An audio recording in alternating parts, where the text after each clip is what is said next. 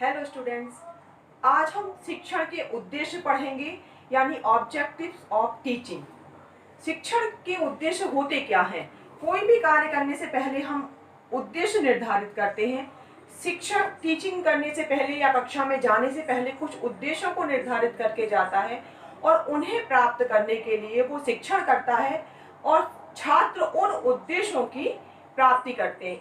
अर्थात कुछ उद्देश्य शिक्षक निर्धारित करता है कि आज छात्रों में किन किन योग्यताएं उनमें आएंगी, कौन सी उनकी योग्यताओं का विकास होगा। ये सारे शिक्षण के उद्देश्य के अंतर्गत आते हैं। शिक्षण के उद्देश्यों का वर्गीकरण क्या है, उन्हें हम कितने भागों में बांट सकते हैं, ये आपको बताती हूं मैं। देखिए वर्गीकरण, देखिए वर्गीकरण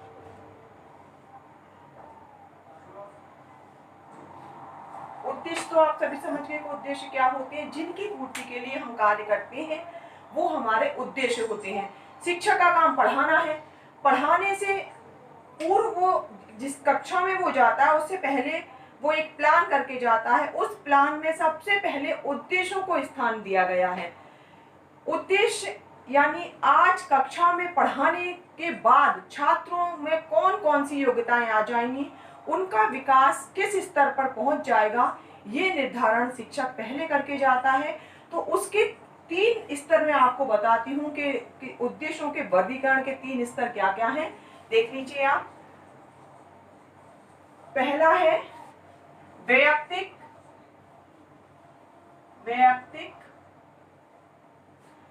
उद्देश्य, वैयक्तिक उद्देश्य और व्यक्तिक के साथ साथ और सामाजिक उद्देश्य।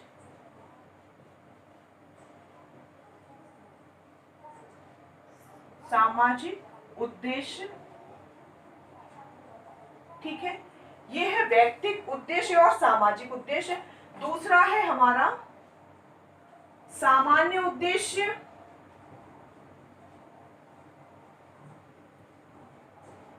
सामान्य उद्देश्य और विशिष्ट उद्देश्य। सामान्य उद्देश्य और विशिष्ट उद्देश्य।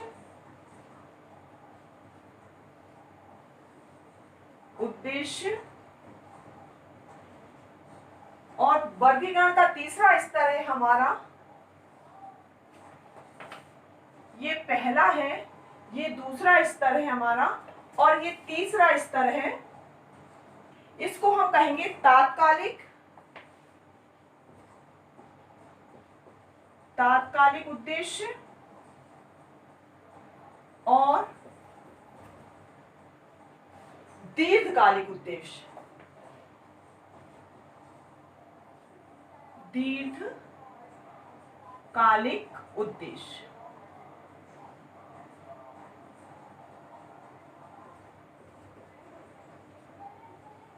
अब मैं इसके बारे में आपको बताती हूँ ये क्या है।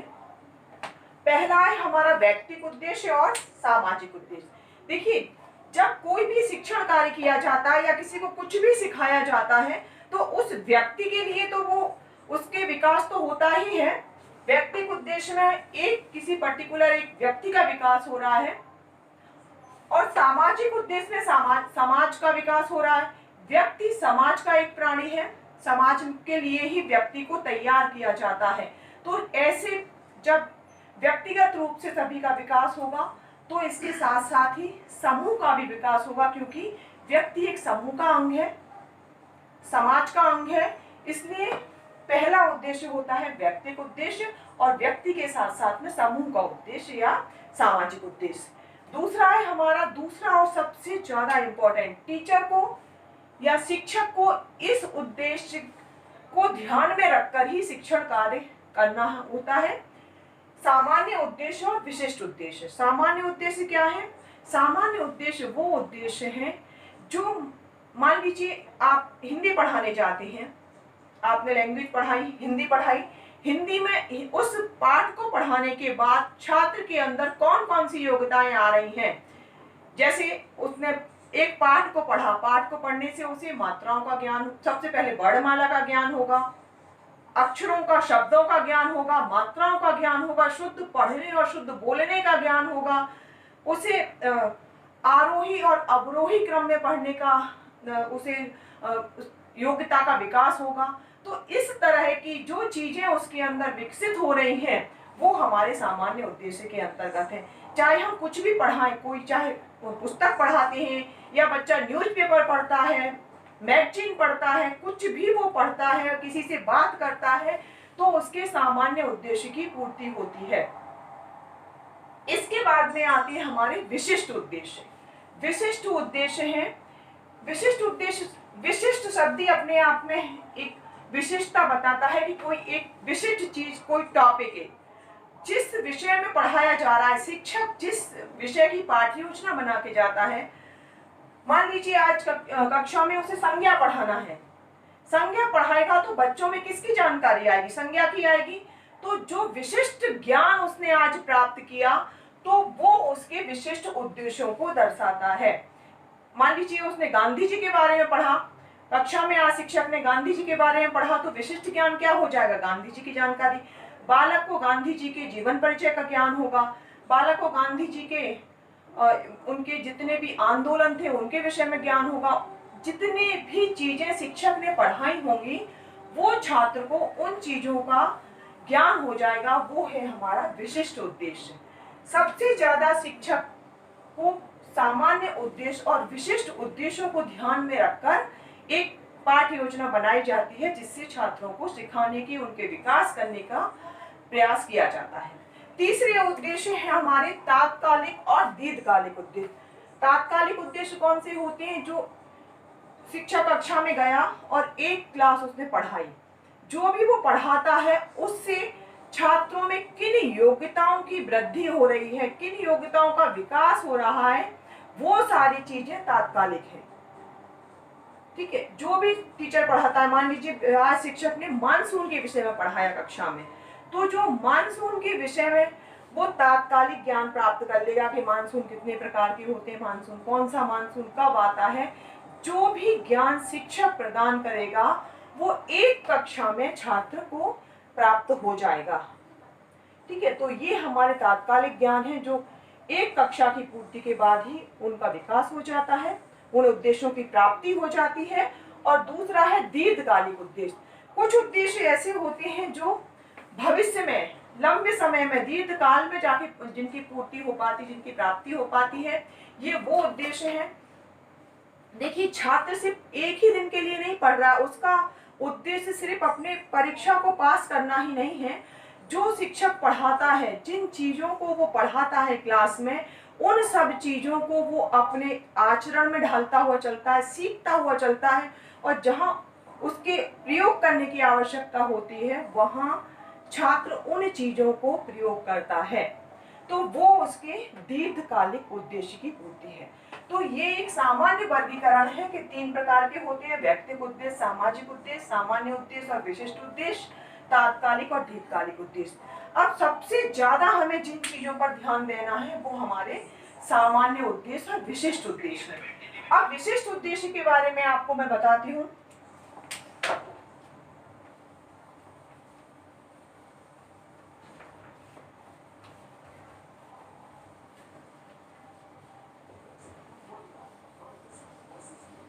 सामान्य उद्देश्य आपको बताया था कि किसी भी चीज को पढ़ाने से बालक के अंदर जिन योग्यताओं का एक सामान्य विकास हो रहा है वो हमारे सामान्य उद्देश्य है। विशिष्ट उद्देश्य, विशिष्ट उद्देश्य को एक मनोवैज्ञानिक है B.M. ब्लूम, ब्लूम ने एक वर्गीकरण बताया हुआ था, ब्लूम टैक्सोनॉमी जिसे हम कहते हैं। ब्लूम टैक्सोनॉमी के आधार पर उन्होंने विशिष्ट उद्देश्यों का, हम अब सिर्फ बात करेंगे विशिष्ट उद्देश्यों की। विशिष्ट उद्देश्य, इनका वर्गीकरण किया है ब्लूम ने। ब्लूम ये एक मनोवैज्ञानिक थे। इन्होंने ब्लूम टैक्सोनॉमी यानी वर्गीकरण, इन्होंने उद्देश्यों का वर्गीकरण किया है जो ब्लूम टैक्सोनॉमी के नाम से प्रसिद्ध है। अब उस एनाटॉमी में उन्होंने ज्ञान के तीनों पक्षों को बताया है। देखिए, इनके विशिष्ट उद्देश्य 3 पक्षों पर आधारित है। पहला है ज्ञानात्मक पक्ष, ज्ञानात्मक पक्ष, ठीक है, कॉग्निटिव डोमेन।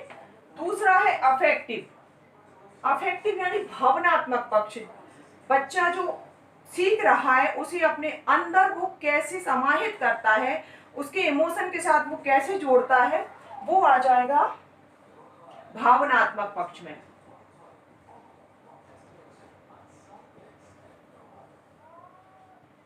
पक्ष। और तीसरा है क्रियात्मक पक्ष या मनोगत्यात्मक पक्ष, मनोगत्यात्मक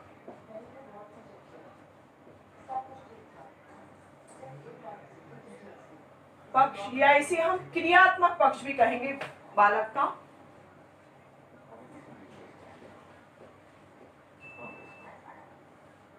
क्रियात्मक पक्ष, देखिए ये ज्ञानात्मक पक्ष है, कॉग्निटिव डोमेन। इसमें जो भी संक्रियाएं होती हैं वो मस्तिष्क के अंदर होती हैं, क्योंकि ये हमारा ज्ञानात्मक पक्ष है, छात्र के ज्ञान से संबंधित, ठीक है। दूसरा है भावनात्मक पक्ष, ये भावों के संबंधित में है, भाव या इमोशन हमारे, उनका पक्ष है ये, इसे हम अफेक्टिव डोमेन कहेंगे। तीसरा है हमारा मनोगत्यात्मक पक्ष या क्रियात्मक पक्ष, ये साइकोमोटर डोमेन आ जाएगा, यानी जब बच्चा कुछ सीखने के बाद सक्रिय होता है कुछ करने के लिए, ये वो वाला पक्ष है। तो तीनों पक्षों में कुछ इसका भी वर्गीकरण है, वो वर्गीकरण आपको बताती हूँ कि ज्ञानात्मक पक्ष के अंतर्गत कौन कौन से क्षेत्र आते हैं, कौन कौन से उद्देश्य आते हैं। देखिए, सबसे पहले ज्ञानात्मक पक्ष आपके लिए सबसे ज्यादा इम्पोर्टेंट है, क्योंकि आप जो भी टीचर प्लान बनाता है, शिक्षक जो उद्देश्य निर्धारित करता है, वो ज्ञानात्मक पक्ष पर आधारित होते हैं। तो शिक्षक को सबसे ज्यादा ज्ञानात्मक पक्ष पर ध्यान देना है, क्योंकि वो ज्ञान के आधार पर ही, ज्ञान के विभिन्न स्तरों के आधार पर ही छात्र के लिए पढ़ाने के लिए पाठ्य योजना निर्मित करेगा, जिससे उस छात्र का ज्ञान के विभिन्न स्तरों पर उसका विकास हो सके। दूसरा है भावात्मक पक्ष, ये सिर्फ छात्र पर आधारित है, क्योंकि जो छात्र ने यहाँ मस्तिष्क में सीखा उसे अपनी भावनाओं से वो कैसे सम्मिलित कर रहा है, सीखे हुए पाठ को, जो भी उसने शिक्षक से सीखा, उस सारी प्रक्रिया को, वो सारे ज्ञान को वो अपने भावनाओं से, अपने कैसे उसे अनुभूत कर रहा है, कैसे उसे ग्रहण कर रहा है। तो ये छात्र का पक्ष हो जाएगा। और तीसरा है मनोगत्यात्मक, जब उसने ज्ञानात्मक पक्ष को सीख लिया है, उसने कुछ चीजों को सीखा, सीखने के बाद उसे आत्मसात किया अपनी भावनाओं के साथ, और फिर उसे क्रियात्मक रूप में परिणत किया, उसे कुछ इन सब से प्रभावित होकर कुछ उसने उद्देश्य बनाया और उस उद्देश्य की प्राप्ति के लिए उसने कुछ कार्य किया। तो ये तीनों ही पक्ष बहुत महत्वपूर्ण है, किंतु शिक्षक के लिए, हम शिक्षक बनने की तैयारी कर रहे हैं, तो शिक्षक के लिए सबसे ज्यादा महत्व ज्ञानात्मक पक्ष का है। अब ज्ञानात्मक पक्ष या कॉग्निटिव डोमेन के कौन कौन से पार्ट बताए हैं ब्लूम ने, ये मैं आपको बताती हूँ। ब्लूम ने इसे 6 भागों में विभाजित किया है। वो 6 भाग कौन से मैं आपको बताती हूँ। पहला है इसमें ज्ञान,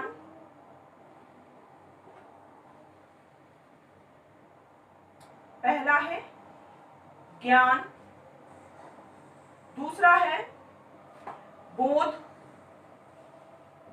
बोध या इसे अवबोध भी हम कहते हैं। तीसरा है हमारा, तीसरा पक्ष आ जाएगा, पहला ज्ञान आ गया, दूसरा अवबोध हो गया, तीसरा है अनुप्रयोग, अनुप्रयोग, चौथा है विश्लेषण, विश्लेषण, पहले आप लिख दीजिए, इसके बाद मैं आपको इसे समझा दूंगी। पांचवा पक्ष है संश्लेषण, इन सब से आप बहुत अच्छी तरह से परिचित हैं, संश्लेषण। और सबसे लास्ट व छठवा है मूल्यांकन,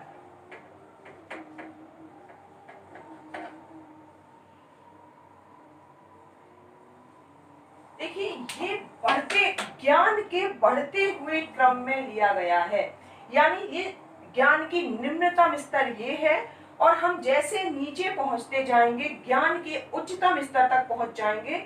इसलिए निम्नतम स्तर ज्ञान है, ज्ञान के बाद मूल्यांकन सबसे ज्यादा उच्चतम स्तर है ज्ञानात्मक पक्ष का। ठीक है, अब इसमें हम देखेंगे कि ज्ञान क्या है। देखिए ज्ञान में स्मृति संबंधी सूचनाएं आएंगी। जो भी आपको शिक्षक ने बताया, मान लीजिए उसने बताया आगरा में ताजमहल है, छोटे बच्चे को नहीं पता है, तो ये उसने सीखा कि ताजमहल कहाँ है, आगरा में, तो ये उसे एक नॉलेज मिली, तो उसने अपनी स्मृति में इस चीज को रख लिया है कि ताजमहल आगरा में है। जब ये उसका सिर्फ जानकारी के आधार पर है, उसने सूचनाएं प्राप्त की हैं, यानी उसकी नोइंग, जो वो जानता है, जो वो सुना है उसने, वो सारे ज्ञान के आधार पर ये उसका पहला लेवल आ जाएगा। देखिए इसमें हम इस तरह की चीजों का प्रयोग करते हैं, जैसे छोटे बच्चों को हम देते हैं, किसी का चित्र दिखा देते हैं, उसे पहचानने के लिए कहते हैं ये कौन है, बच्चे ने बता दिया सचिन तेंदुलकर। ठीक है, ऐसे ही उसे हम बहुत सारे चीजों के नाम लिख देते हैं, और उससे हम कहते हैं जो अक्षर आ से स्टार्ट हुए उन्हें एक वर्ग में रखिए, जो अक्षर सा से स्टार्ट हुए उन्हें अलग वर्ग में रखिए।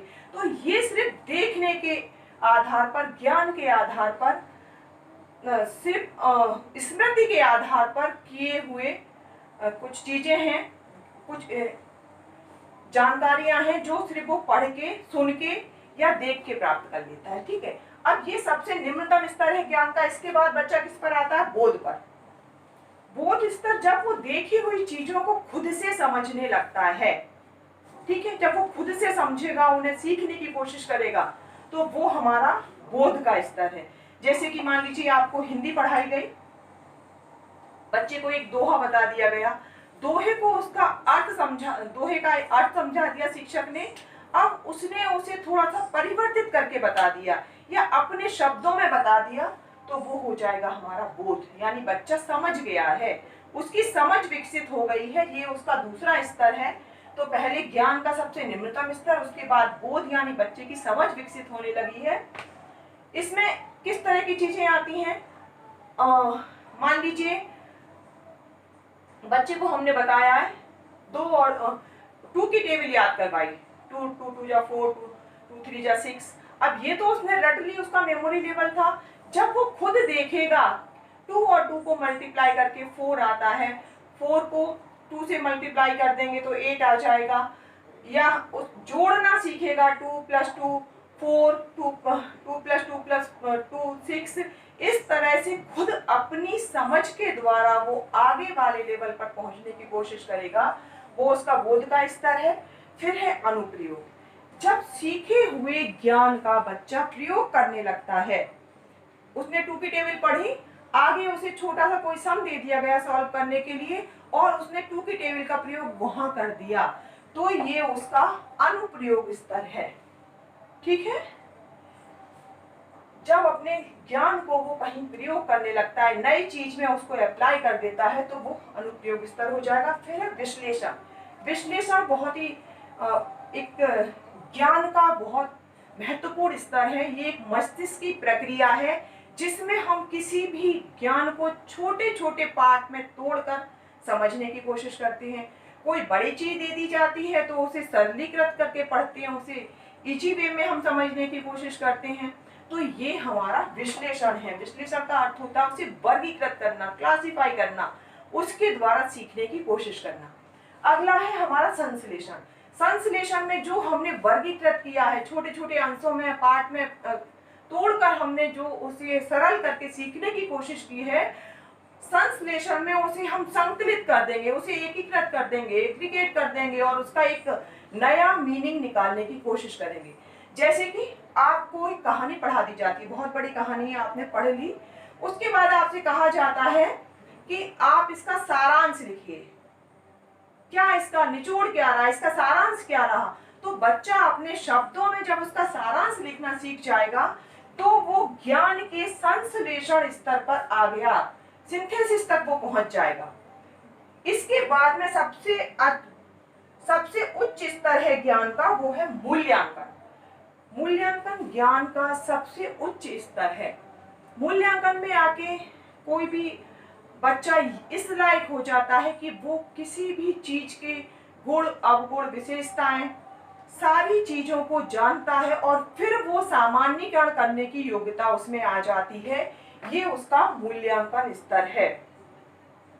किसी चीज की समीक्षा करने लगता है, किसी के गुण अवगुण बताने लगता है, किसी की कमी बताने लगता है, आलोचना करने लगता है, ये आकर लास्ट वाला लेवल प्राप्त कर लेता है वो मूल्यांकन का।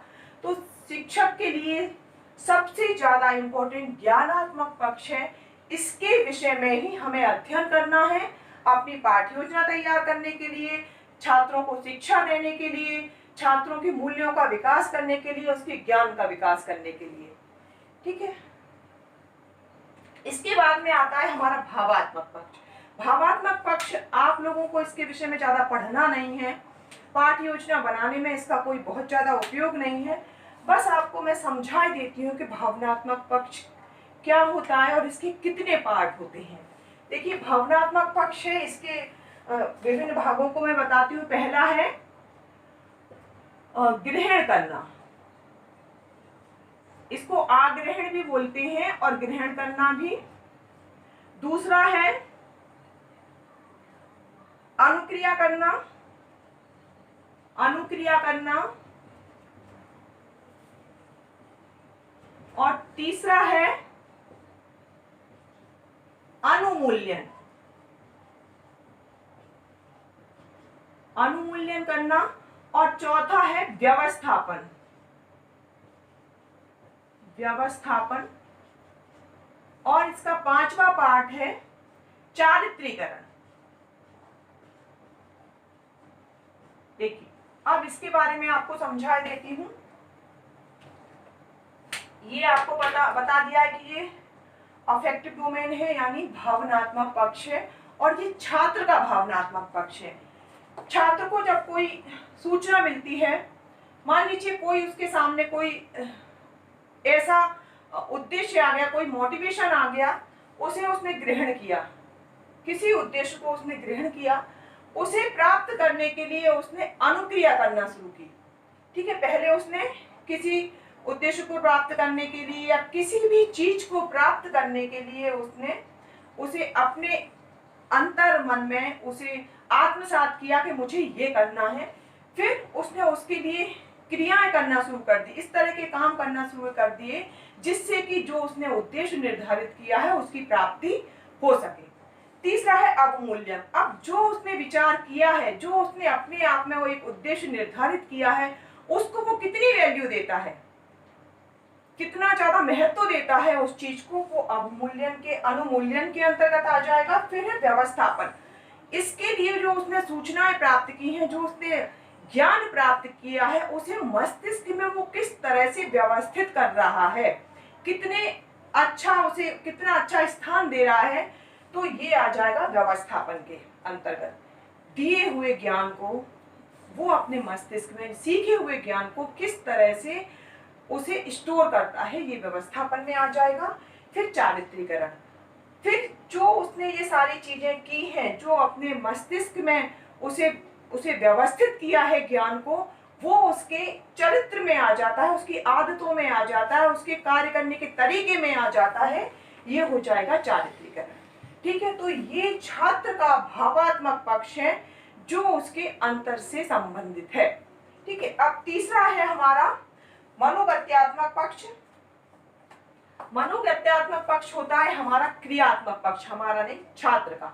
जो छात्र ने अपने मस्तिष्क में स्थापित किया था उसे अपने भावनात्मक पक्ष में ट्रांसफर कर दिया।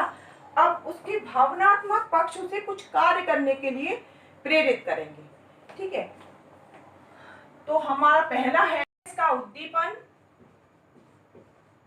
उद्दीपन। दूसरा है कार्य करना या कोई भी क्रिया, कार्य करना।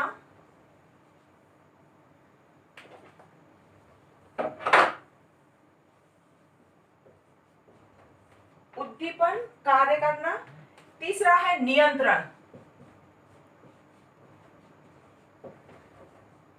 नियंत्रण। फोर्थ है इसका स्वाभाविकरण।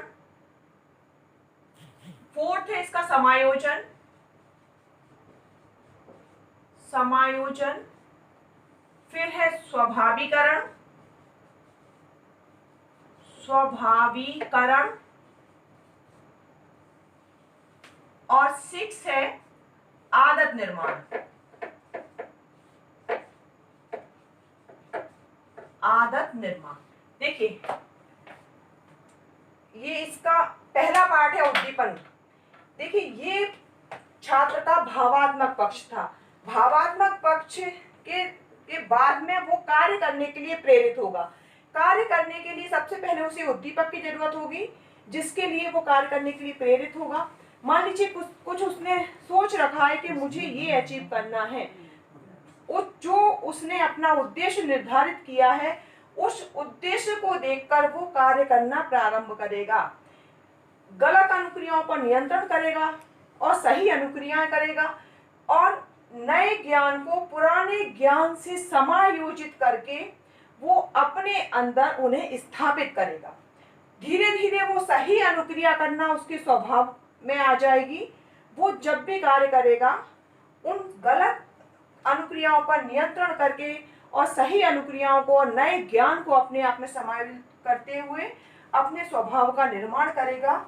स्वभाव में आ जाएंगी वो चीजें उसकी, और इस तरह से सही अनुक्रिया करना, सही दिशा में अनुक्रिया करना हो, ये उसके आदत निर्माण हो जाएगा, उसका आदत बन जाएगी।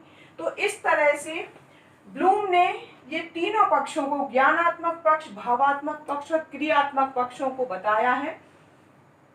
आप शिक्षक बनने जा रहे हैं तो शिक्षक के लिए सबसे ज्यादा महत्वपूर्ण ज्ञानात्मक पक्ष है। ज्ञानात्मक पक्ष के आधार पर ही उद्देश्यों का निर्माण किया जाता है। शिक्षक जब कक्षा में जाता है तो इन्हीं उद्देश्यों को ध्यान में रखकर वो विशिष्ट उद्देश्यों का निर्धारण करता है। ज्ञान, बोध, अनुप्रयोग, विश्लेषण, संश्लेषण और मूल्यांकन, इन्हीं पार्टों को ध्यान में रखकर वो अपनी पाठ्य योजना में विशिष्ट उद्देश्य बनाता है। आप लोगों को सिर्फ ज्ञानात्मक पक्ष पर सबसे ज्यादा ध्यान देना है।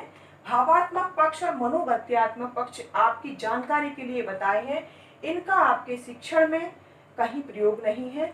ये आपके समझ के लिए है कि छात्र की भावों के भावात्मक पक्ष में कौन सी प्रक्रियाएं होती हैं, और जब वो कार्य करता है किसी उद्देश्य को प्राप्त करने के लिए तो उसका मनोगत्यात्मक या क्रियात्मक पक्ष किस तरह से वर्गीकृत किया जाता है। तो आज के पाठ में इतना ही हमारा।